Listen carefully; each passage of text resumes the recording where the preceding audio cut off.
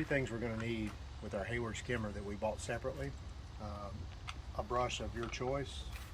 We got this online, pretty cheap. Put the link in the description. We also here got this hose online. This happens to be an Intex hose, so yeah, we're gonna put that in the link as well. This pole right here was actually from our deluxe maintenance kit. You can go purchase these, any of these items, either online or any box store that you have. I'm just going to show you how to hook everything up real easy. It's real simple. Here we go. I'm going to show you how easy this is. Put the hose on just like so. Just kind of snug. And don't forget this right here with the buttons. Pretty simple.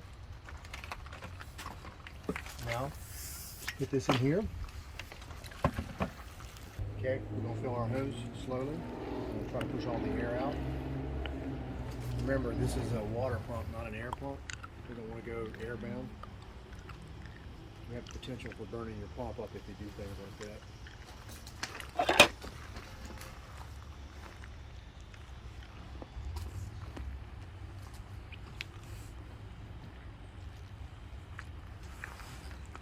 All we're doing is pushing the air out.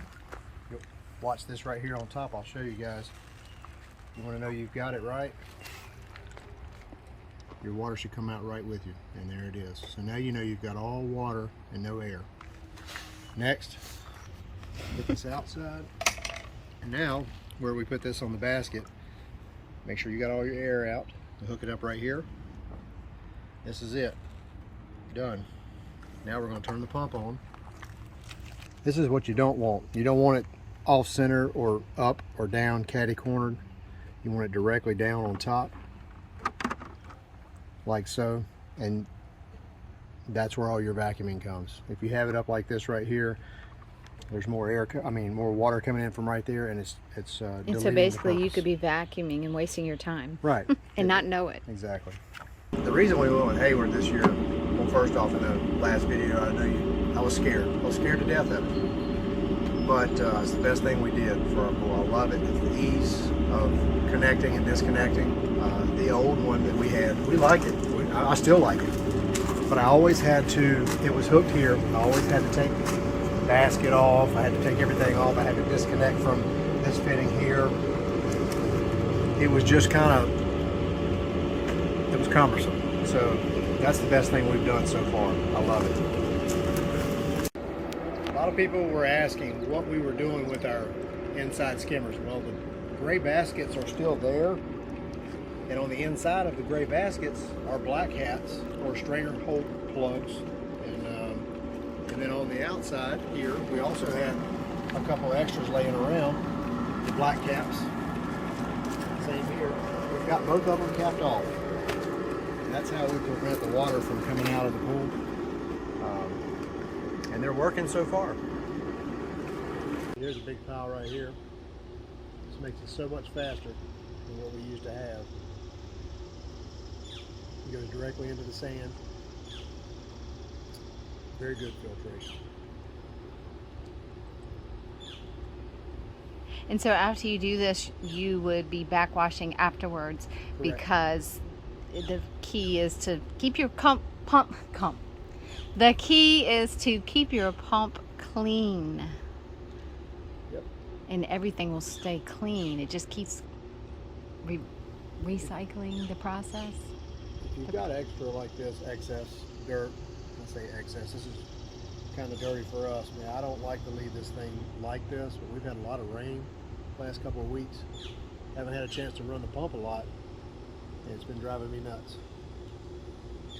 Because you like an ultra clean pool. Why not go ahead and show you guys how I hook it up?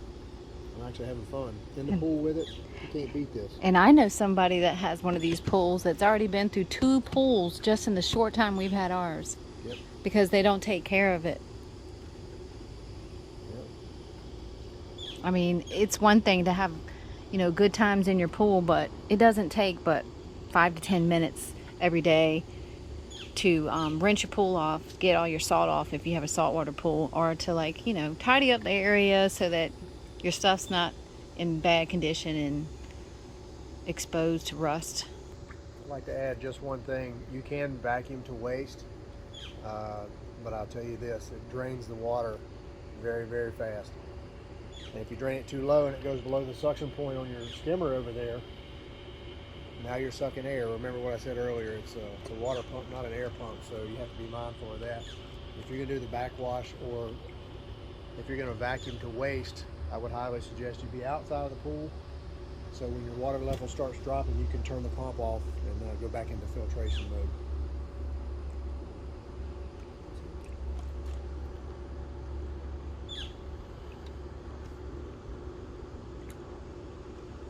I'm going to show you how to disconnect it, but always turn your pump off first. Remember what I said earlier, it's not an air pump, it's a water pump. So right here, I'll show you how to disconnect it. It's pretty simple, watch. Take the hose out, take your circle piece out, and then whatever you have in your basket, you're just going to pull it right out. And this comes off the bottom of your pool. And we don't have anything right now because we haven't finished vacuuming. We're just showing you how to disconnect it. We have a lot of questions how we hook up our backwash hose or whatever. This is what we do. Just had this old valve laying around. This is it. We'll put the link in the description. Just put it here. Make sure the gasket's in here. Or else. Or else. It'll leak on you a little bit. You're going to be buying a new pump probably. Nah. Second. There we go. Having problems? There we go. Screws on just like that. Remember what I said before? Hand tight, guys. Just hand tight. I'm just going to get you a t-shirt that says hand tight. That works. I believe this is a 2-inch to 3-inch hose clamp, 5/16 nut driver, or a flat tip screwdriver. Slide this on first. Pretty simple. Make sure it's on top of the hose first. It wouldn't be any good without it. It's on right here. Slide your hose clamp up. Make sure you have a little slack right here. When you turn this on, it's going to bulge out. So you want a little bit of slack. Tighten it up.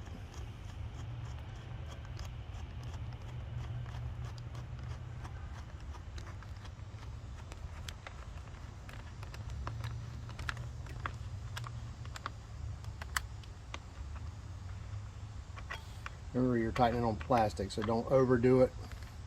Make sure your valve is open. You don't want to create a block there. Next, we've done this fill before. Come over here once we're finished. Backwash. As you can see, the water's already flowing through the hose. And around the corner. Now we're going to turn it on. Now that we've turned it to backwash, I like to go clockwise every time. I don't like to go back and forth. Now we're in backwash. We're going to turn on the pump. That'll spring a little leak. It's okay. It's not really a big deal. Not a huge deal.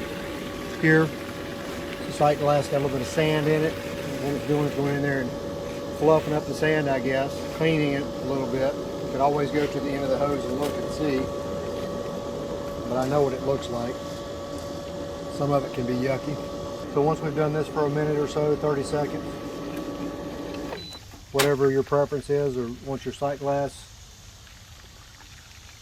is full, then you come clockwise to rinse. And what we're going to do is turn it on and let it rinse for 30 seconds or a minute, whatever you prefer. And that also, you look at this sight glass and make sure it clears out. And once it clears out, you're pretty much cleaned out. Yes, and somebody recently asked, do you ever put your pump on circulation? And we don't ever use that feature right there. We circulate. And also, people always ask us what size is our pump. It's a 16-inch, 3,000 gallons per hour pump. 120 pounds. 120 pounds. Yes, it is heavy. All right, we've rinsed. The sight glass is clear. I'm going to turn the pump off once again. We're going to go back into filter mode. and we're going to enjoy the rest of our day.